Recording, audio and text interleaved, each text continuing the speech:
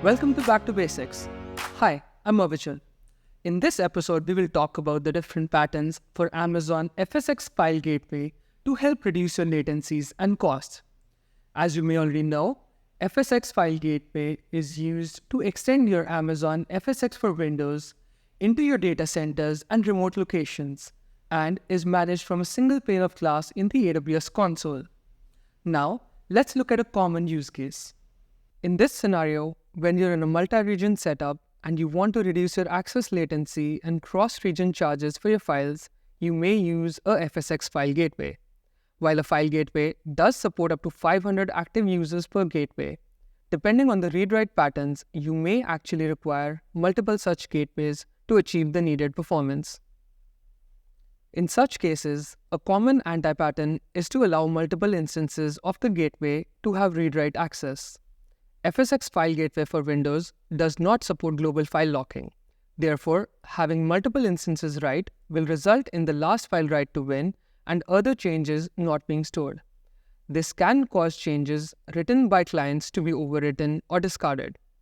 Therefore, if you're looking to deploy multiple instances, always ensure that only one of them has read-write access, and all other instances are read-only. This will prevent conflicts. You can do this by modifying permissions to block write access. Speaking about anti-patterns, you also want to avoid using FSx or FSx File Gateway for things like large database backups or as an expandable storage or storage that eventually requires a lifecycle policy to transition to a cheaper storage. Using a different type of storage gateway, like the Amazon S3 File Gateway that eventually writes into Amazon S3 would be much better suited in these examples.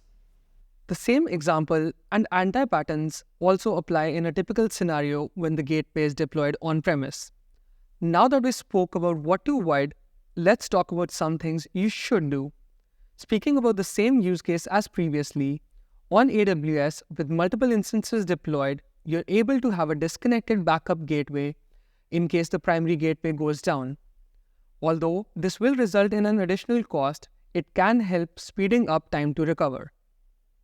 However, when doing a similar on-premise deployment, in order to ensure high availability, we recommend deploying the gateway to VMware vSphere with HA mode on.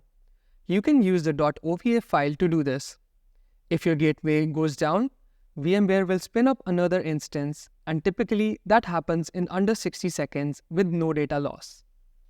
Since SMB is a very chatty protocol, ideally, you want your gateway to communicate over AWS Direct Connect.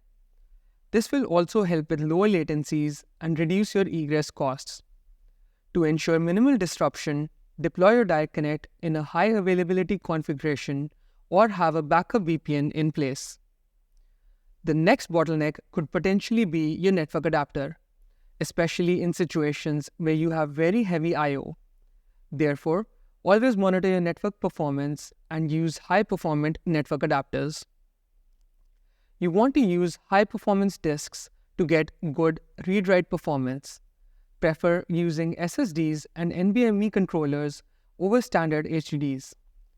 Since your cache performance will be limited to how good your storage performs, having a high-performant medium ensures being able to retrieve files faster and handle more operations.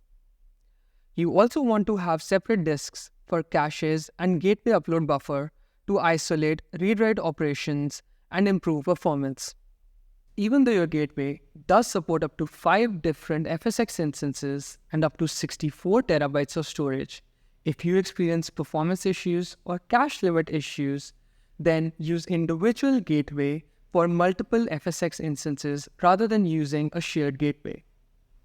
Finally, do remember that the FSx File Gateway behaves like a cache for your FSx for Windows instances and has cache-like characteristics. If you want high performance for your clients, have a process to warm your cache by touching the files and forcing them to be retrieved as soon as they are uploaded to your file share. In this episode, we discussed some of the architectural best practices on leveraging FSx File Gateway for Windows. I hope you have fun instantiating and using the gateway, and these tips help you maximize the performance. For more information, check out the links below. Thanks for watching Back to Basics, and see you all next time.